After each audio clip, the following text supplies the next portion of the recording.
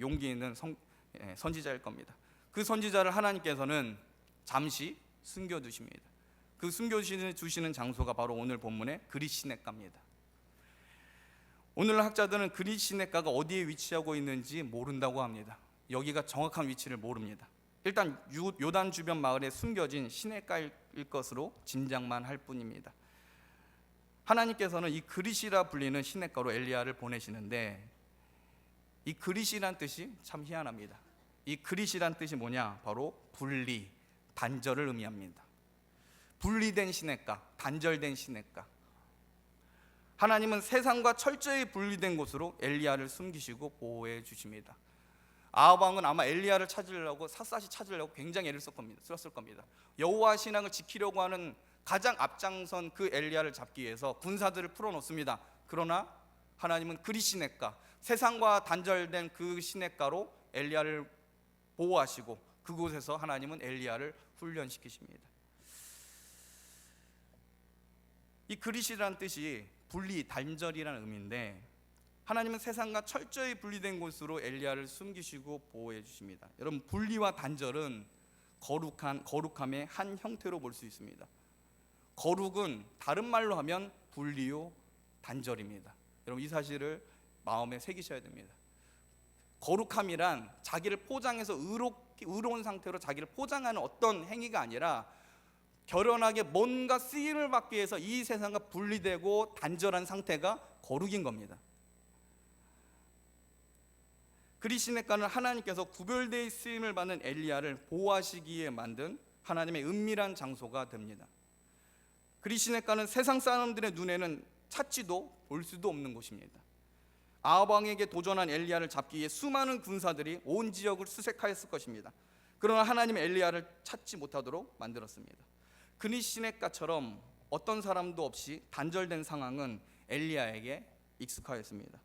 어찌 보면 분리와 단절은 엘리야에게 익숙한 것이었습니다. 본래 엘리야는 어디의 사람입니까?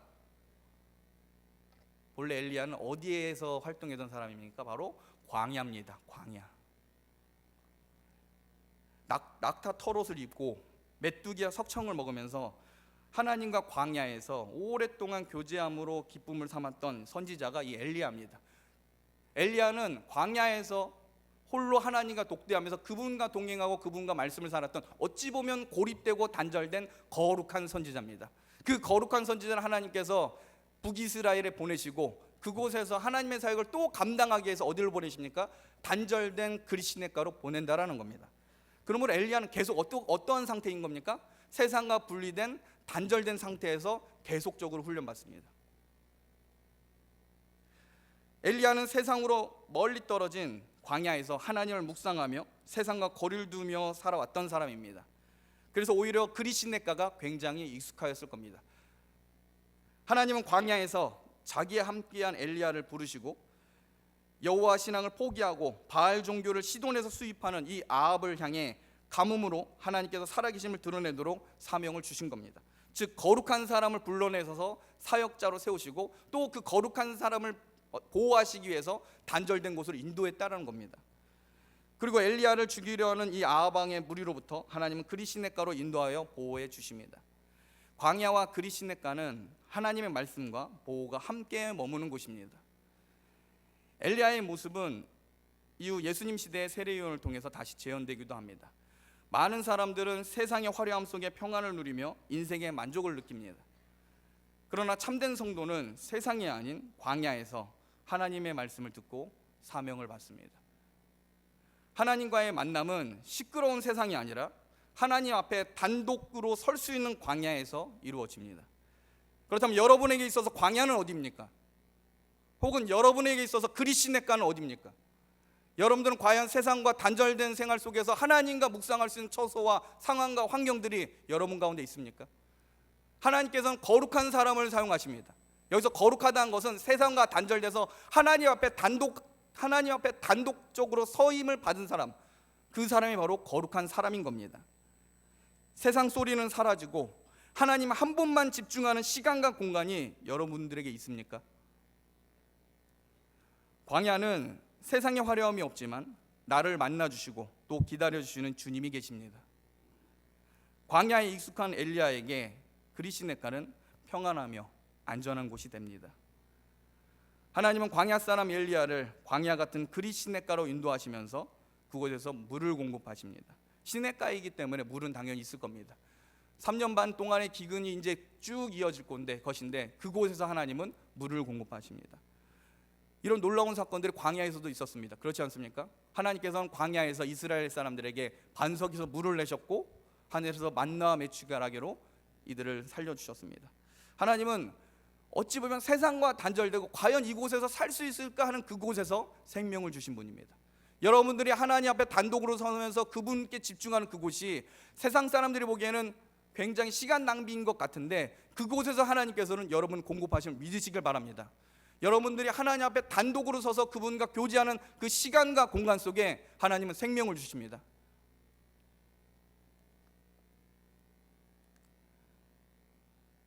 앞으로 기근이 일어나서 세상은 메말라 버리겠지만 하나님께서 인도해 주신 그리시네가의 냇물은 엘리야가 사명을 위해 떠날 때까지 물을 내줍니다.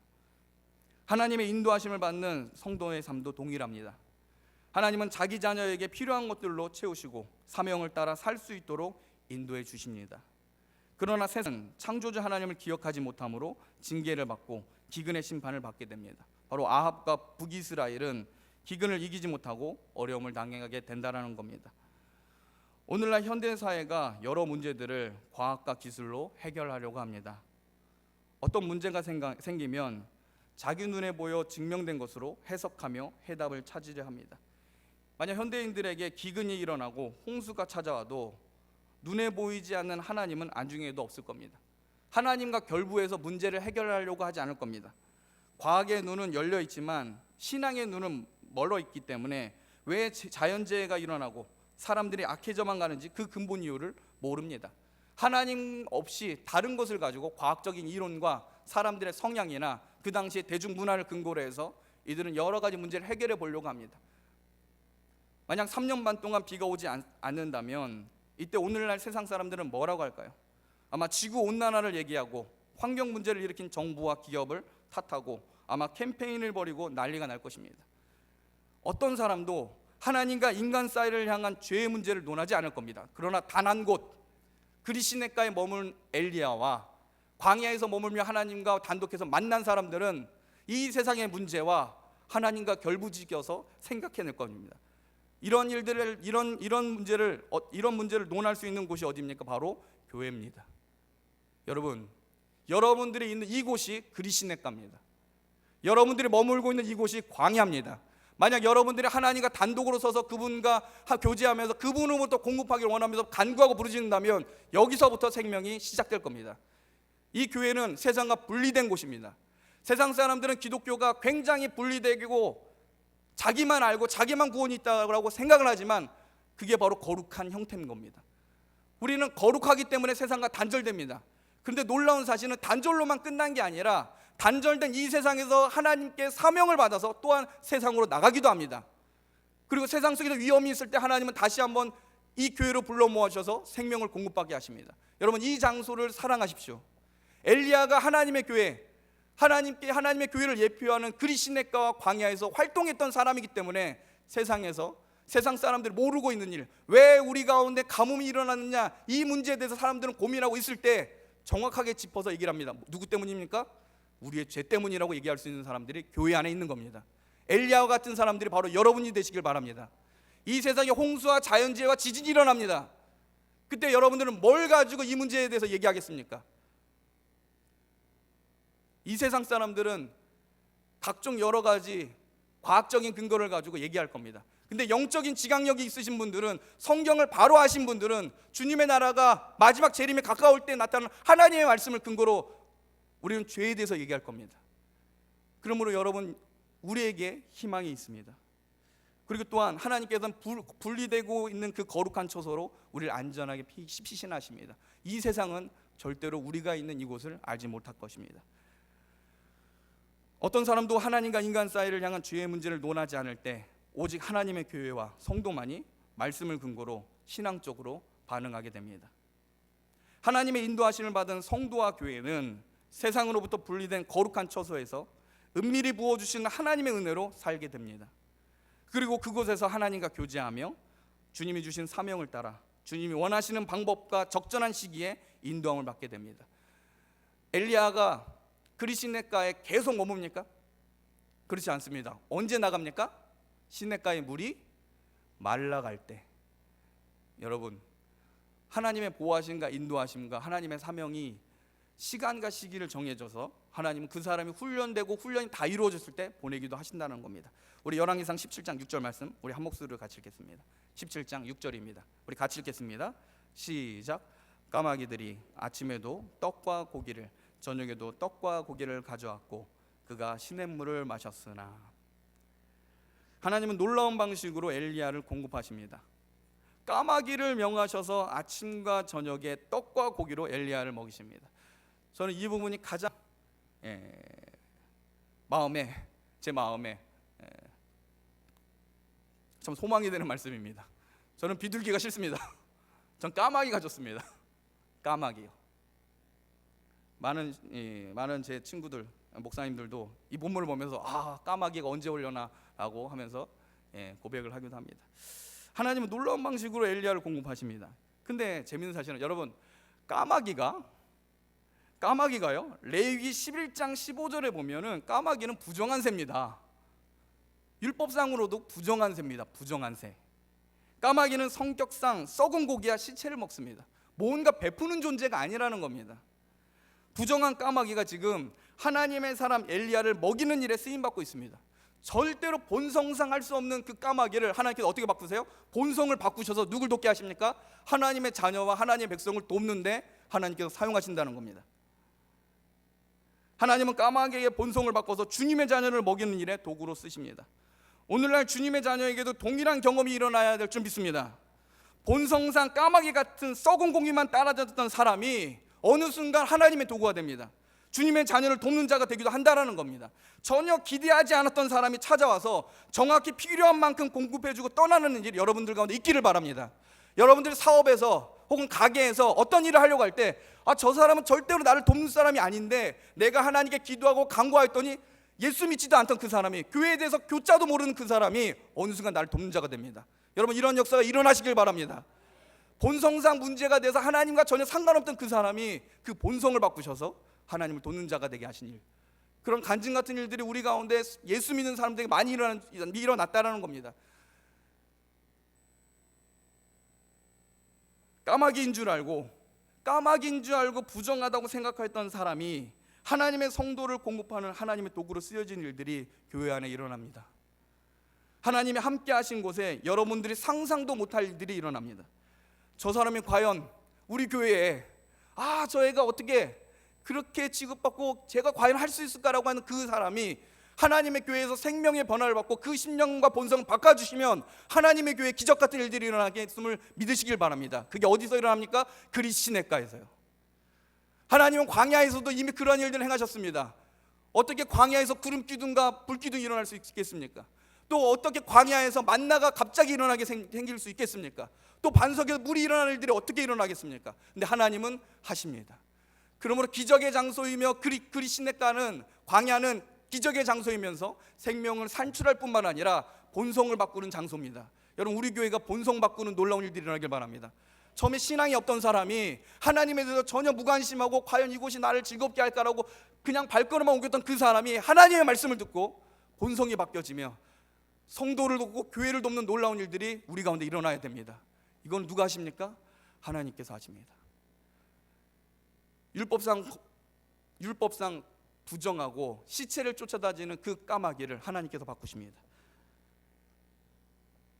하나님께서 거룩하게 구별하신 그곳에 우리가 말씀대로 머문다면 하나님은 변화된 까마귀를 우리 가운데 보내주실 겁니다.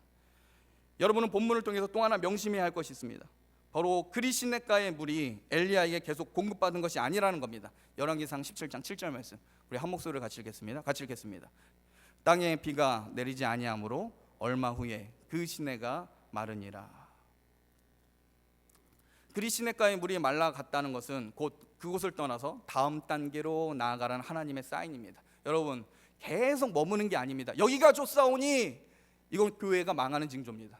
여기가 좋사오니로 끝나면 안 됩니다. 하나님의 교회는요, 훈련되고 거룩하고 단절로 끝나는 게 아니라 단절된 가운데 하나님께서 공급하신 그 생명을 경험하였으면 어떻게 해요?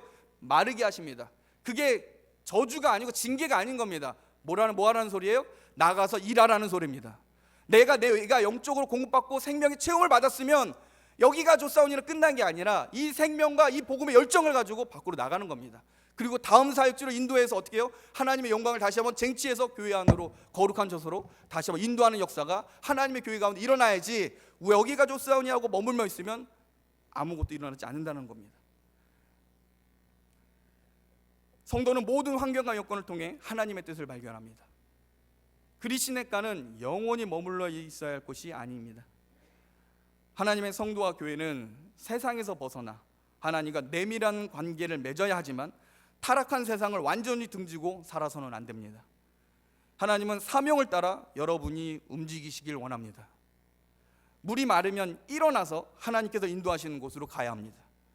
하나님을 통해 얻어지는 많은 만족이 내 자신의 행복으로만 그친다면 나는 사명자가 아니라 하나님을 이용하는 소비자가 되는 겁니다.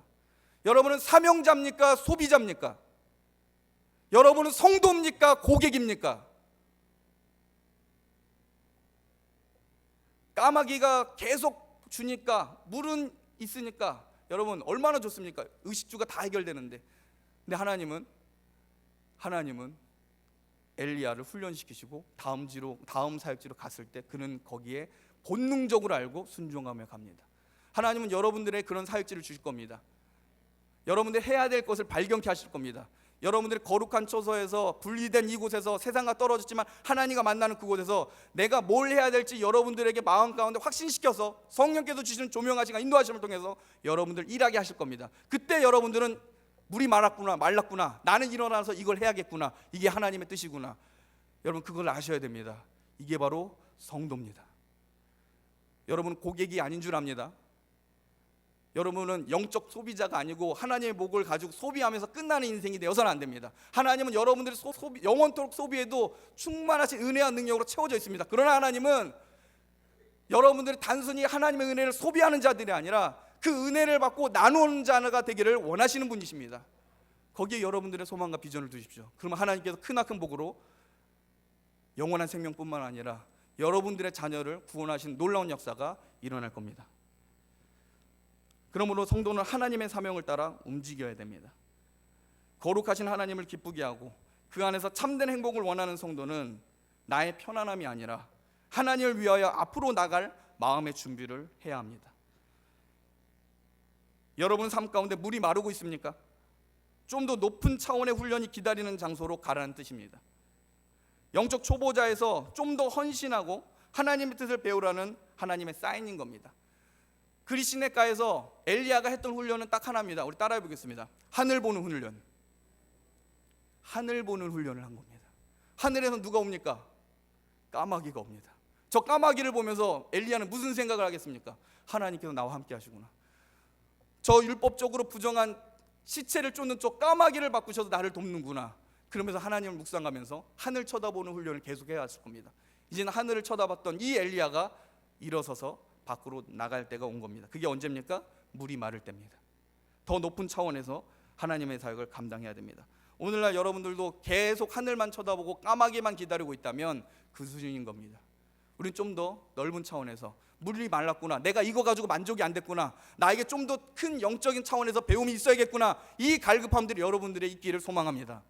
그 가운데 하나님의 놀라운 봉사와 하나님을 향한 기대와 소망들이 분명히 일어나며 그 일들 통해서 좀 더 큰 차원의 하나님의 놀라운 일들이 일어날 겁니다. 말씀을 마치겠습니다. 하나님은 그리시네가로 엘리야를 보내십니다. 엘리야는 그리시네가에서 광야와 다른 훈련을 받게 됩니다. 물이 마를 때까지 기다리는 훈련과 하나님의 공급하심을 묵묵히 받는 훈련입니다. 비가 오지 않고 물이 마를 때 엘리야는 다음 단계로 나아갑니다. 또한 하늘을 쳐다보며 까마귀를 통해 공급해 주시는 하나님을 매일매일 경험하며 쉼을 누렸습니다. 여러분도 사명의 때를 기다리며 하나님의 공급하심을 바라보는 훈련이 오늘날 이 재단에서 시작되어야 합니다. 이 훈련은 시끄러운 세상에서 할 수 없습니다. 오직 세상과 단절된 광야와 그리시네가에서만 할 수 있는 일입니다. 여러분의 광야와 그리시네가인 이 외곽교회를 사랑하십시오. 여기서 하나님께서 뭔가 일을 행하실 겁니다. 어떤 본성을 바꿔서 여러분을 복되게 하실지도 모릅니다. 여러분들에게 더 높은 차원에서 뭔가 일을 행하실 수도 있습니다. 이 처소에서 여러분 참된 변화가 있으시길 주의 이름으로 축원합니다. 교회는 세상과 단절된 거룩한 곳입니다. 성숙함과 훈련 그리고 사명에 따라 우리는 세상을 향해 나아갈 수 있습니다. 그러므로 늘 출발은 광야이고 교회여야 합니다. 그럼 우리 성도들은 하나님으로부터 공급받으며 까마귀 같은 자도 변화시키는 놀라운 역사를 여러분의 그리시네가와 광야에서 우리 외곽교회에서 목도하는 복된 일이 있기를 주님의 이름으로 축원합니다. 기도하겠습니다. 사랑 은혜가 풍성하신 하나님, 주님께서 세상 속에서 우리를 거룩히 하시어 주님을 배울 수 있는 광야와 그리시네가를 허락하시니 감사를 드립니다. 그곳에서 주님의 영광을 보게 하시며 주님의 공급하심을 구할 수 있게 하여 주시옵소서. 우리에게 허락하신 외곽교회 안에서 거룩한 훈련, 사명자로 세워져 가게 하시되 하늘을 우러러보는 훈련을 게을리하지 않게 하시고 우리가 상상할 수 없는 사람과 방법을 통해서 우리 성도님들을 공급하실 것을 기대하게 하여 주시옵소서. 까마귀같이 전혀 바랄 수 없다고 여겨지는 사람일지라도 주님의 사명을 위해 자기 자녀를 돕는 자로 바꾸게 하실 줄 믿습니다. 이러한 놀라운 역사가 주님의 복음을 받아 말하는 사역자들과 성도님들을 통해 되어지게 하여 주시옵소서. 외곽교회의 말씀의 해석자로 세우신 우리 담임 목사님을 통해 주의 복음이 증거케 하시고 주님이 가라고 하는 그곳에 가게 하시고 멈추라고 하신 그곳에 멈출 수 있도록 하나님께서 우리 재단에 이 외곽교회의 향방을 정하여 주시옵소서. 광야에서 구름 기둥과 불 기둥으로 자기 백성을 인도해 주셨던 것처럼 주님의 종들의 말씀을 선포하며 하나님의 뜻을 받아 말할 때 아멘으로 순종하며 주 앞에 나아가 복을 누리는 모든 자녀들이 되게 하여 주시옵소서. 사랑하는 성도님들의 직장과 산업과 가정을 지켜주시되 어려울 때 까마귀를 보내시고 반석에서 물을 내시사 우리 성도님들이 하나님의 공급하심을 찬미하게 하여 주시옵소서. 병들어 약해 어려움을 당한 연로한 성도님들이 우리 가운데 많이 있습니다. 하나님 찾아가 어루만져 주시고 낫게 하여 주셔서 마지막 날까지 주님의 전에 참여함으로 하나님께 예배드리는 이 즐거움과 기쁨에 육신이 방해가 되지 않도록 하나님 치료하여 주시기를 간절히 바라고 원합니다. 모든 영광과 존귀가 주님께 있사오며 능력을 행하실 분도 하나님이신 줄 믿고 감사를 드리며 예수님의 이름으로 기도하옵나이다. 아멘. 교회 소식을 알려드리겠습니다.